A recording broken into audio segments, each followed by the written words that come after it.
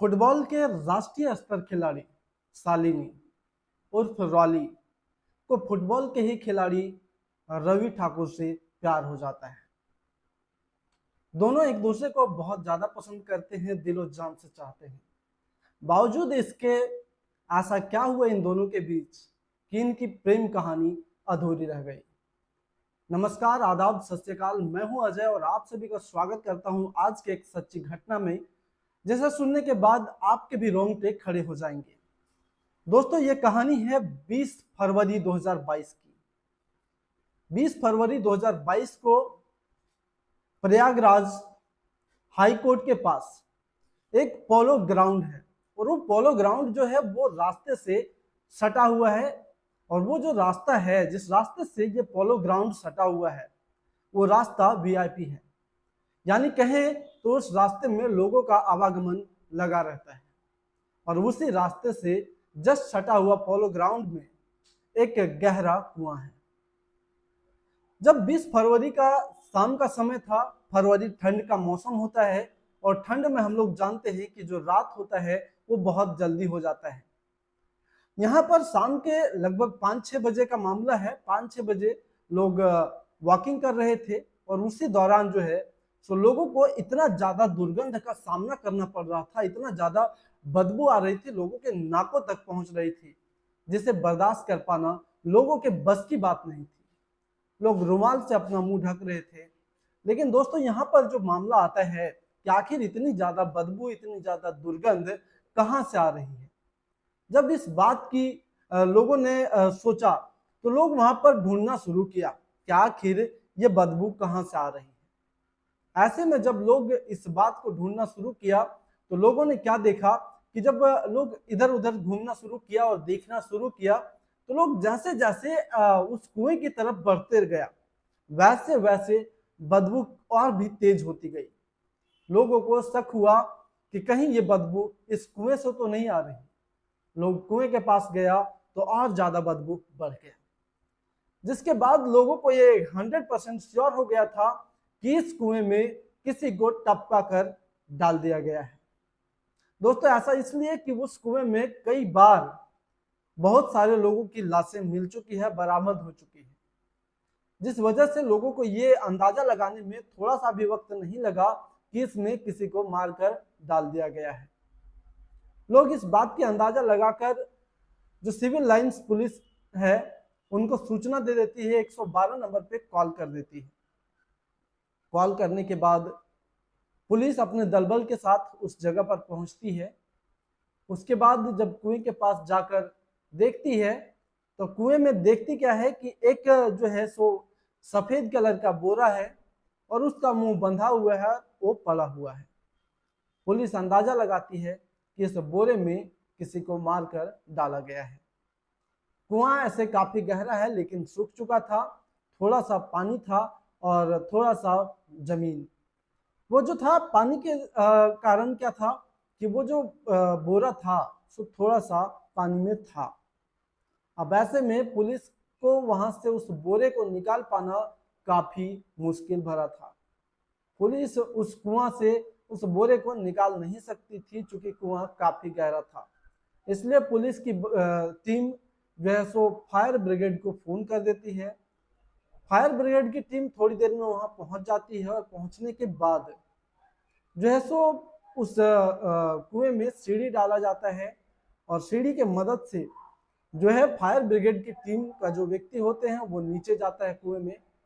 नीचे जाना बहुत कठिनाई था, बहुत दुख था नीचे जाने में, लेकिन क्या है कि उससे जाना था और उस बोरी के ऊपर लाना था।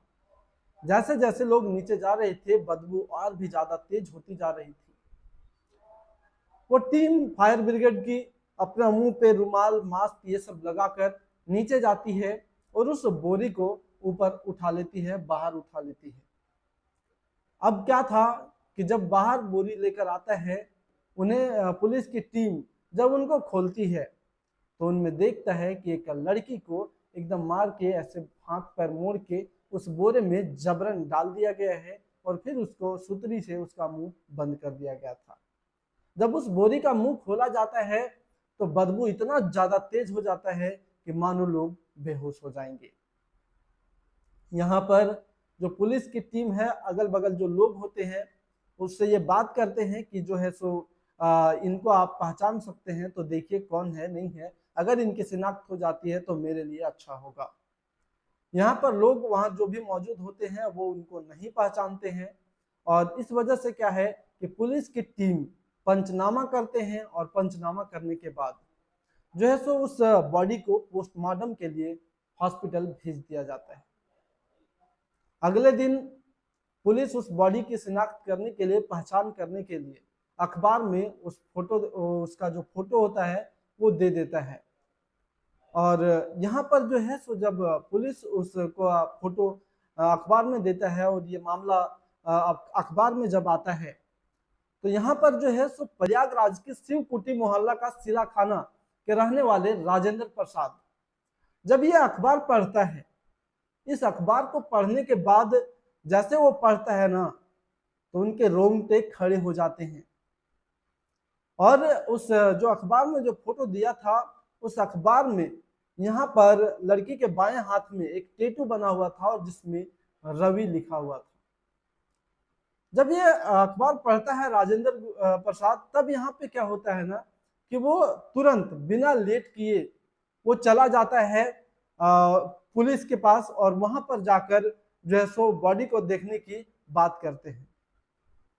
जब पुलिस के पास वो पहुंचता है तो पुलिस उनको पोस्टमार्टम हाउस भेज देता है, जहां पर बॉडी की पोस्टमार्टम होती है वहां पर।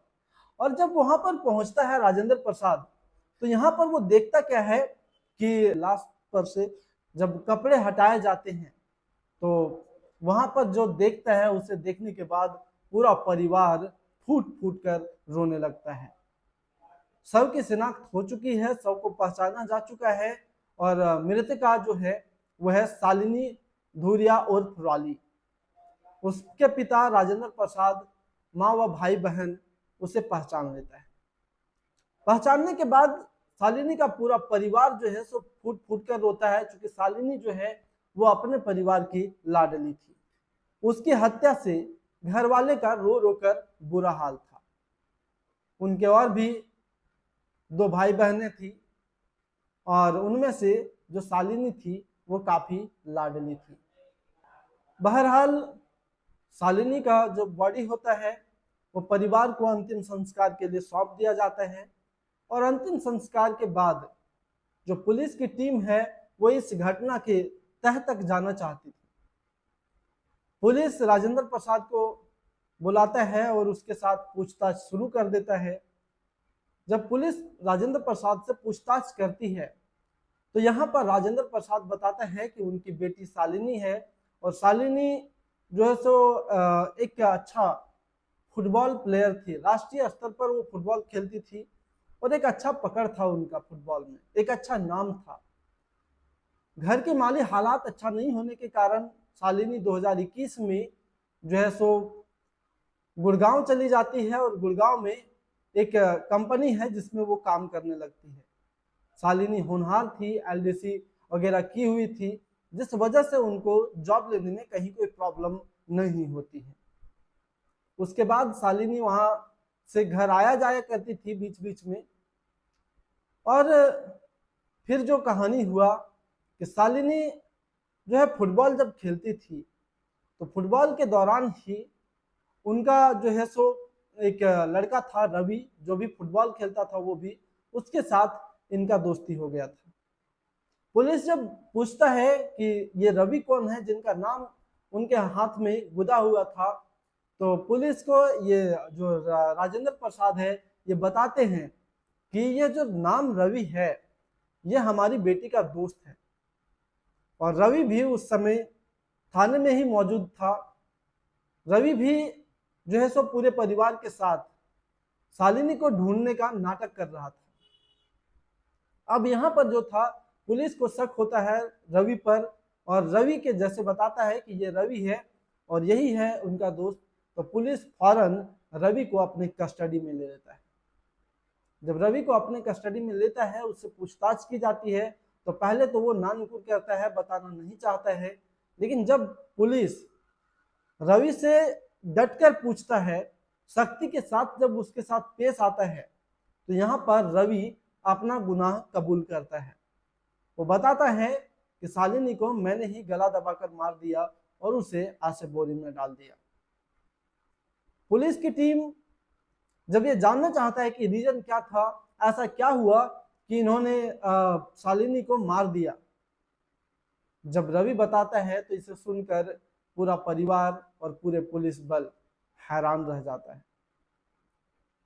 दोस्तों, यहाँ पर यह बताता है कि जो शालिनी है वो और मेरा जो प्रेम प्रसंग था, जो दोस्ती था, वो 8 साल पहले हुआ था, 7-8 साल पहले। फुटबॉल के दौरान हम दोनों के बीच प्यार हो गया और हम लोगों को मिलने जुलने का भी समय मिल जाता था, एक साथ खेलना था, उठना था, बैठना था, और इस वजह से हमारा प्यार और भी गहरा होता गया। शालिनी की माली हालत खराब होने के कारण ये गुड़गांव चली गई, दिल्ली, और गुड़गांव में रहने लगी, काम करने लगी। और ऐसे ही क्या था, मामला था वैलेंटाइंस डे का, क्योंकि फरवरी का मौसम था। शालिनी जो थी वो कुछ दिन पहले अपने घर फोन करी थी और पापा को बताई थी कि अभी वो नहीं आएगी, होली का जो छुट्टी होगा उसमें आएगी।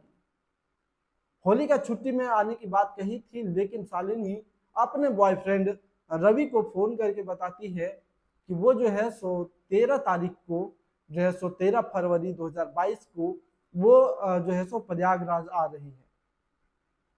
रवि उनसे जब बातचीत करता है तो रवि को ऐसा लगता है कि ये जो है सो शालिनी मजाक कर रही है। बोलती क्या तुम सच में आ रही हो? ये बोलती है कि भाई सच में आ रहा हूँ, तुमसे मजाक थोड़ी कर रहा हूँ। जिसके बाद रवि काफी खुश होता है और उससे घंटों बातचीत होती है। और रवि जब ये जानता है कि शालिनी आ रही है हमसे मिलने के लिए, तो रवि 10,000 का एक फोन लेता है और वो फोन लेकर रखता है बतौर गिफ्ट। और यहाँ पर वो फोन रखता है कि शालिनी जब आएगी तो उसे मैं ये गिफ्ट दूंगा और ये गिफ्ट देने के बाद हमारा प्यार और भी गहरा हो जाएगा। शालिनी 13 फरवरी 2022 को प्रयागराज पहुंचने वाली थी, लेकिन 13 फरवरी 2022 को गाड़ियां लेट होने की वजह से वो नहीं पहुंच पाती है। 14 फरवरी को वो पहुंच जाती है प्रयागराज, और प्रयागराज स्टेशन जब वो पहुंचती है तो उससे पहले रवि वहां पर मौजूद होता है इनको पिकअप करने के लिए। रवि कहता है कि उसे मैं पिक करता हूं और मैं लेकर आ जाता हूं अपने घर। हमारा जो घर है वो रेलवे स्टेशन के, रेलवे क्वार्टर के जस्ट बगल में है, क्योंकि हमारे पापा का जो जॉब था वो रेलवे में था और इसीलिए हमें एक क्वार्टर अलॉट किया गया था। जब हमारे पापा इस दुनिया में नहीं रहे तो हमारे भाई को उसका जॉब मिल गया था और हम भाई के साथ अपना यहाँ क्वार्टर में रहा करते थे। जब हम घर पहुंचते हैं शालिनी को लेकर तो वहां पर पूरा परिवार टीवी देखने में व्यस्त होता है। हालांकि हमारा प्रेम प्रसंग का बात हमारा परिवार और शालिनी का परिवार दोनों का पता था। यहाँ पर जब बात आता है कि जब हम घर पहुंचे तो शालिनी चली जाती है वॉशरूम फ्रेश होने के लिए। वो जब फ्रेश होने के लिए जाती है तो उनका मोबाइल बाहर ही रहता है और उसमें से मैं जब खोल कर देखता हूँ मोबाइल, तो उसमें जब मैंने देखा कि कई ऐसे लड़के हैं जिनके साथ शालिनी एकदम एक साथ फोटो खिंचवाई है, तो उनके साथ कोल्ड ड्रिंक्स पी रही है, तो उनके साथ घूम रही है। ये देखने के बाद मुझे शक हुआ कि शालिनी कहीं ना कहीं और भी किसी के साथ अपना चक्कर चला रही है, गुल खिला रही है। जब शालिनी वॉशरूम से बाहर आती है तो मैंने उनसे सवाल किया कि शालिनी तुम दिल्ली जाकर बदल गई हो पूरी तरह से, अब वो शालिनी नहीं रही जिस शालिनी को मैं जानता था। शालिनी कहती है कि बहकी बहकी सी बातें क्यों कर रहे हो, ऐसा क्या हुआ, तुम साफ साफ बताओ। जहां पर मैंने उनसे पूछा कि ये लड़के कौन है जिनके साथ इतने अच्छे से तुम फोटो खिंचवा रही है, जिनके साथ तुम घूम रही है, कोल्ड ड्रिंक्स पी रही है, डेट कर रही है। वहां पर शालिनी कहती है कि कुछ भी मत सोचो बेवकूफ कहीं का। जहां पर मुझे उस पर और भी जो है शक गहरा होता है और मैंने उनसे जब सख्ती से पूछताछ किया तो शालिनी यहाँ पर गुस्सा में आ जाती है। शालिनी गुस्सा करती है कि तुम बेवकूफ हो, हमारा हाई प्रोफाइल के साथ उठना बैठना है, मैं इतनी बड़ी कंपनी में जॉब कर रही हूँ तो लोगों के साथ हमारा बैठना उठना आना जाना लगा रहता है। इसका ये मतलब नहीं है कि सभी लोग हमारे यार हैं, हमारे बॉयफ्रेंड हैं। जहां पर मुझे गुस्सा आता है और मैं बोलता हूँ कि तो फिर तुम ये सब कर क्यों रही हो, छिनाल कहीं की। यहाँ पर जब मैंने उन्हें गाली दिया तो उन्हें गुस्सा आता है और वो मुझे एक जोर का थप्पड़ लगा देती है। जब वो थप्पड़ लगाती है तो मेरे से कंट्रोल नहीं होता, मैं उनको और भी गालियां दे देता हूँ कि मादर जात तुम ऐसी हो, तुम वैसी हो, ये हो वो हो। ऐसा जब मैं सभी तरह की बातें करता हूँ उनसे, तो यहाँ पर जो है सो शालिनी और एक थप्पड़ हमें जड़ देता है, जिसके बाद हमसे यह बर्दाश्त कर पाना संभव नहीं था और मेरे दोनों बीच में झगड़ा हो जाते हैं पूरी तरह से। और गुस्से में मैंने उनका गर्दन पकड़ लिया और फिर जब मैं उसका गर्दन पकड़ा और उसे दबा दिया तो शालिनी काफी कोशिश करती छुड़ाने की, लेकिन यहाँ पर रवि के ऊपर भूत सवार हो गया था और ऐसे में जो है सो वो उसकी मृत्यु हो जाती है, उनके जो प्राण पखेरु उड़ जाते हैं। और फिर मैंने उनका जो है सो बॉडी को, जब हमें होश आया तो मैंने देखा कि ये अब नहीं रही, तो मैंने उनका बॉडी को खुद ही बोरे में डालकर उसको सी कर और जाकर उस कुएं में डाल दिया। इन तमाम बातों को सुनने के बाद पुलिस जो है सो पूरी तरह से यह समझ चुका था कि मात्र एक शक इनके प्यार को अधूरा रख दिया, इनकी प्रेम कहानी सिर्फ और सिर्फ शक की वजह से अधूरा रह गया।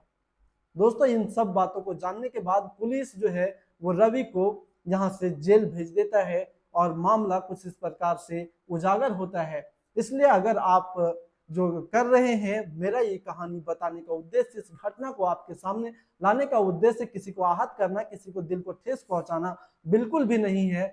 हमारा सिर्फ और सिर्फ उद्देश्य ये है कि आप स्वस्थ रहे, अलर्ट रहे, सावधान रहे, क्योंकि आशा आपके साथ भी हो सकता है।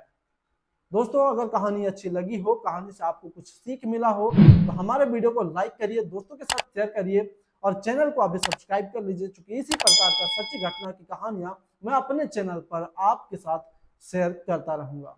मिलते हैं दोस्तों किसी नेक्स्ट वीडियो में।